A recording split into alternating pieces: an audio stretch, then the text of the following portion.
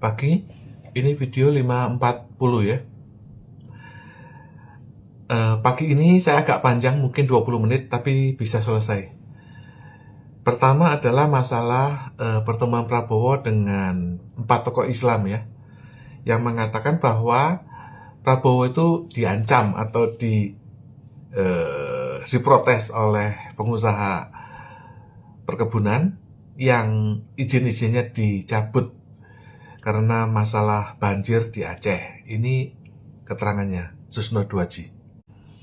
Jadi disampaikan bahwa ada pengusaha yang dicabut izinnya karena penggunaan izin itu untuk tambang dan perkebunan sawit itu mengakibatkan banjir dan izinnya dicabut, dan dia protes dan ngancam akan menjatuhkan ekonomi Indonesia, yaitu lewat bursa dan sebagainya. Pertanyaan pertama adalah, Prabowo langsung menelepon kepala OJK dan kepala Bursa Efek Jakarta dan langsung minta resign. Ya, kelihatannya hebat. Ya, Prabowo bisa memecat ya. Tapi ya memang itu tugasnya Prabowo ya, harusnya dipecat dari dulu. Ya kalau baru dipecat sekarang itu bukan suatu kehebatan gitu loh. Bagaimana sih kisahnya itu begini. Sekarang itu 4 bank nasional ya, Bank BRI, BNI, Bank Mandiri, itu diancam. Karena apa? Ternyata kreditnya itu hanya 18% untuk KUR ya,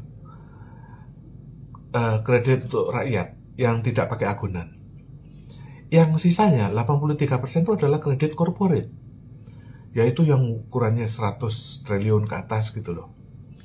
Nah pertanyaannya adalah, kenapa Prabowo baru tahu bahwa sistem kapitalis itu ya begini? Artinya kalau kamu nggak punya agunan, sulit bagi bank.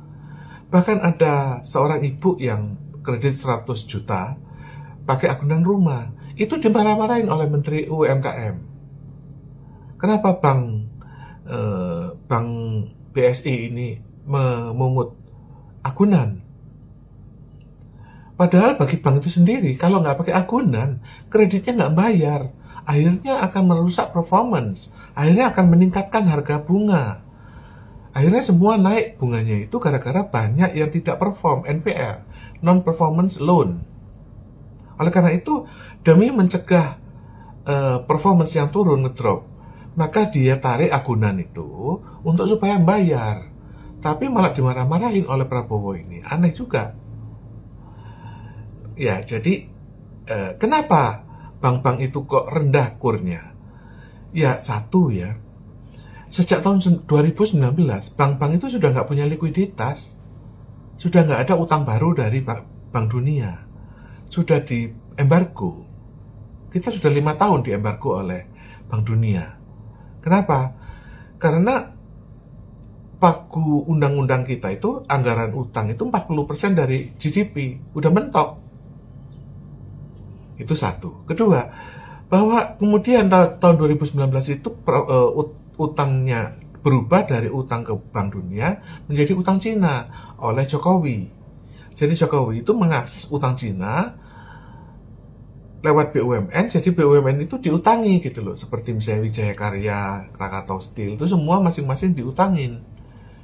Nah, utang BUMN itu bengkak dan besarnya sama dengan besarnya utang Bank Dunia. Sekarang Indonesia itu sekarang ketanggor utang double. Utang Bank Dunia 9.000 triliun dan utang Bank Cina lewat BUMN itu. Artinya apa?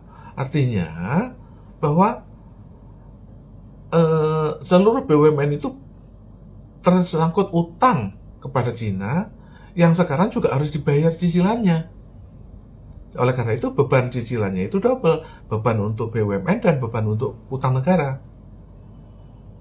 Itu satu. Jadi dengan demikian, kalau seandainya bank-bank itu sekarang itu tidak bisa menyalurkan kredit, ya memang dari 2019 juga mereka nggak punya duit kok. Artinya kelangkaan likuiditas itu sudah berjalan 5 tahun gitu loh, bukan baru. Sehingga kalau Prabowo baru tahu, itu juga aneh. Nah kalau disalahkan bursanya atau disalahkan OJK-nya, terlambat ya, ibarat kata ini anaknya sudah stunting ya, sudah kurang gizi, baru dipermasalahkan. Kenapa kok cebol? Kira-kira demikian. Yang topik kedua adalah bahwa Prabowo sekarang membuat undang-undang bahwa kalau tanahmu tidak digarap atau tidak digunakan, itu bisa disita oleh negara. Ceritanya bagaimana sih ini? Sebetulnya begini loh, ya. Surat tanah itu 3, HGU, HGB, dan SHM. Ya. Kalau tanahmu itu SHM, ya segera saja dibangun gubuk atau rumah kecil. Ya kan? Sama aja Anda bisa tempatin itu seminggu sekali atau dikontrakkan. Itu kalau kecil. Yang sekarang yang jadi masalah itu adalah yang ukuran besar. Yang 1 juta hektar tanahnya Prabowo itu, 90.000 hektar itu di Aceh. HGU-nya mati. HGU seluruh tanah di Indonesia itu mati. Nah sekarang pertanyaannya, yang 90.000 itu yang tanahnya Prabowo di Aceh itu bagaimana? Katanya itu bukan milik Prabowo. Memang betul, karena secara undang-undang HGU kepemilikannya Prabowo itu udah berhenti, udah mati.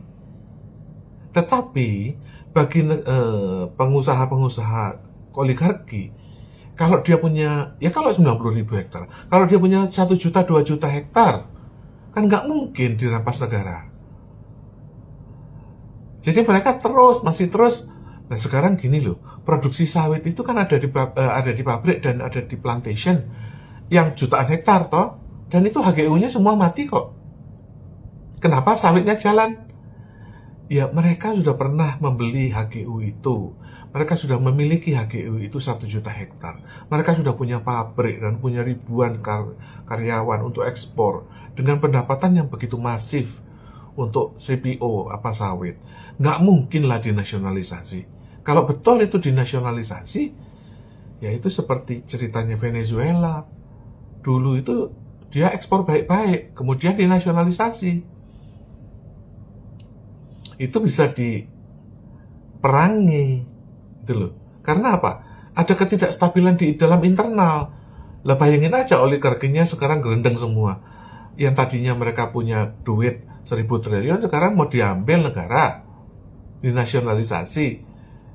Nah terus mau buat apa? Kalau mau buat industri sawit, toh mereka juga nggak punya modal. Artinya rakyat-rakyat itu otomatis mengundang investor lagi. Jadi sehingga mereka nambah biaya bahwa tanah mereka yang 1 juta hektar itu akan dipecah-pecah lagi menjadi milik rakyat.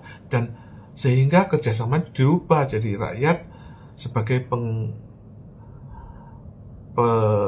pengguna atau model plasma. Nggak semudah itu kalau misalnya ukurannya udah keburu 1 juta hektar. Akhirnya ini akan terjadi sengketa nasional dan akan membuat stabilitas ekonomi lebih parah lagi ini. Bayangin aja kalau seandainya Indonesia itu konglomeratnya bedol desa. Nah mereka itu punya aset di Indonesia itu masing-masing 1.000 triliun. Sangat sulit sekali.